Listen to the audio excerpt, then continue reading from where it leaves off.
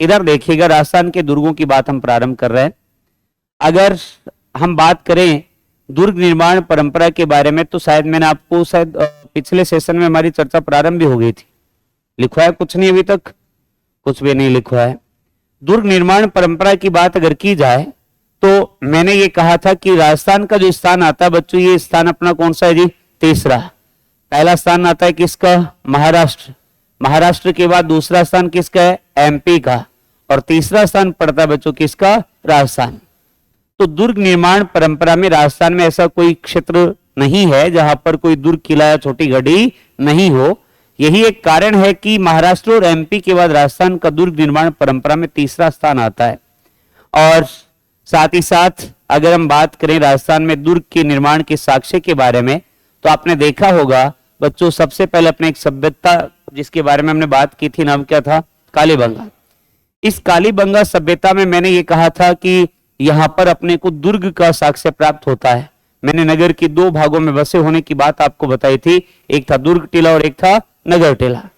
अब हम यूं कह दें कि साहब कालीबंगा से अपने को तो ये साक्ष्य तो प्राप्त होता है, लेकिन वैसे अगर देखा जाए रियासतों के दृष्टिकोण से, तो आपने नाम सुना होगा, एक दुर्ग आता है जिसका नाम आता है जी भटनेर। क्या नाम है? भटनेर। जिसका वर्तमान नाम क्या है? हनुमानगढ़। भटनेर पर आक्रमण किया था कामरान ने कब?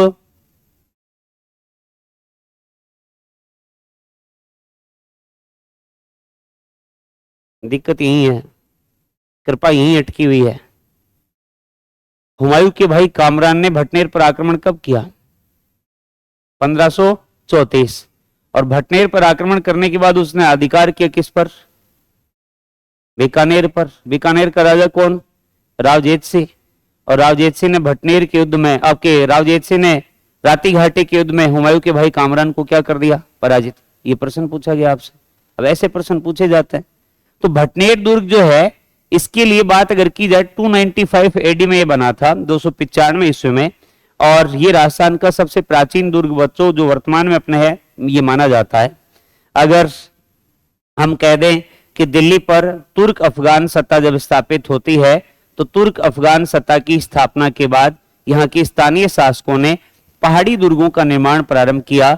या फिर पहाड़ी दुर्गों के निर्माण के अलावा हम यूं कह दें कि जो प्राचीन दुर्ग आपके बने हुए थे, उनका क्या करवाया जी? जीर्णोद्धार। सुरक्षात्मक दृष्टिकोण से ऊंचे स्थानों के ऊपर दुर्गों का निर्माण यहाँ के स्थानीय शासकों के द्वारा करवाया जाता है। साथ ही हम यूं कह दें कि मुगल सत्ता की स्थापना के बाद, क्योंकि स्थानीय शासकों के संबंध बेहतर आपके मुगलों के साथ स्थापित हुए, इसीलिए मुगल सत्ता की स्थापना के बाद धरातल के ऊपर भी दुर्गों का निर्माण किया जाने लगा। जैसे सवाई जयसिंह ने तो अपने धरातल के ऊपर आपके जयपुर शहर की स्थापना कर दी और उसी के बीच अपना निवास स्थान सिटी पैलेस भी बनाया। जैसे हम बीकानेर के शासक राय सिंह की बात करें, तो राय सिंह के द्वारा जूनागढ़ दुर्ग का निर्माण करवाया गया, जो एक धानवन श्रेणी का दुर्ग आता है, अर्थात धरातल के ऊपर बना हुआ है।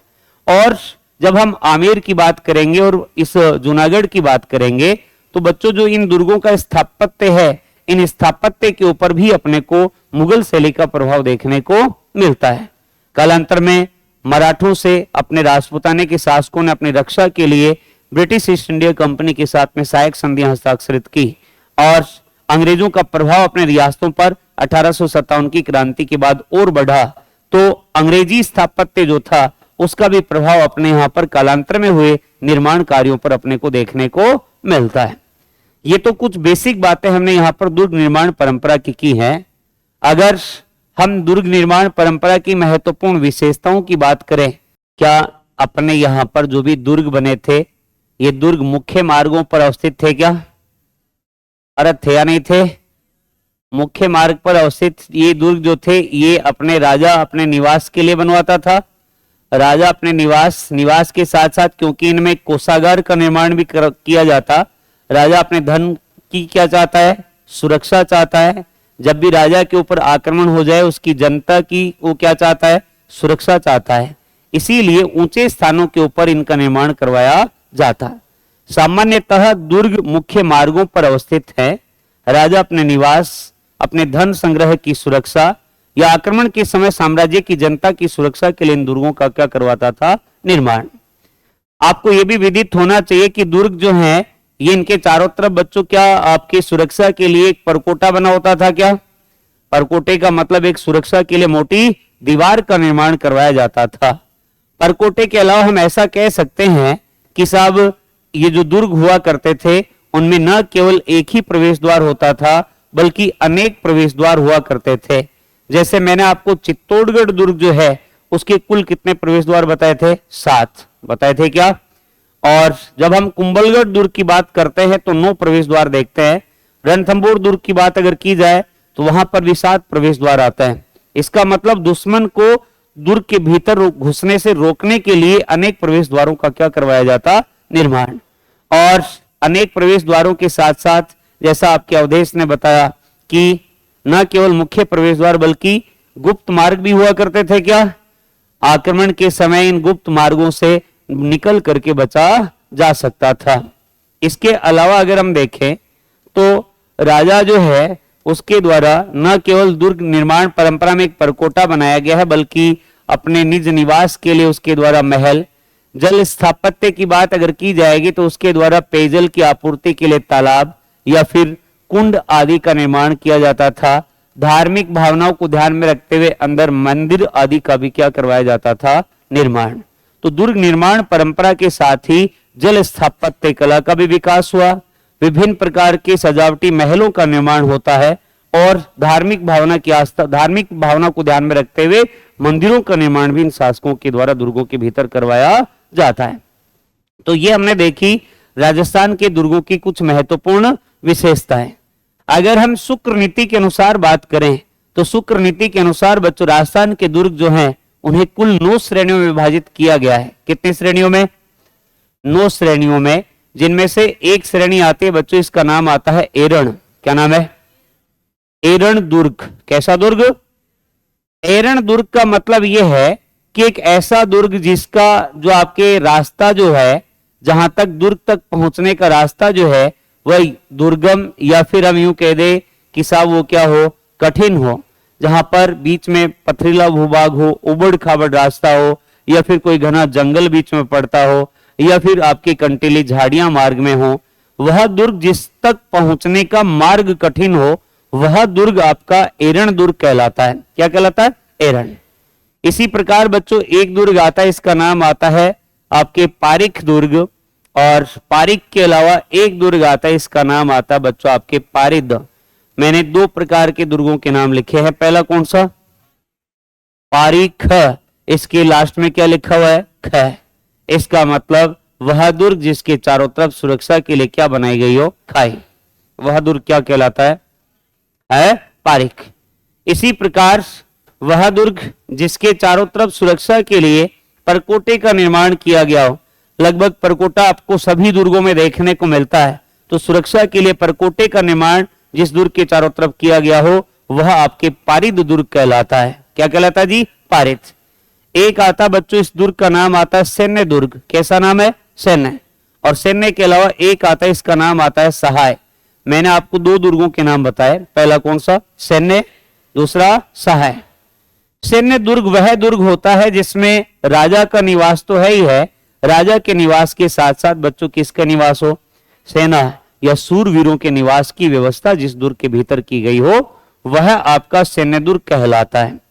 इसके अलावा अगर दुर्ग में राजा की निवास की व्यवस्था भी है, सेना या सूरवीरों के निवास की व्यवस्था भी है और सूरवीरों के साथ साथ बच्चों आम जनता के निवास की व्यवस्था भी दुर्ग के भीतर अगर की गई है तो वह दुर्ग आपका सहाय दुर्ग कहलाता है, जिसे हम लिविंग फोर्ट के नाम से भी जानते हैं, जिसे हम आवासीय दुर्ग के नाम से भी जानते हैं।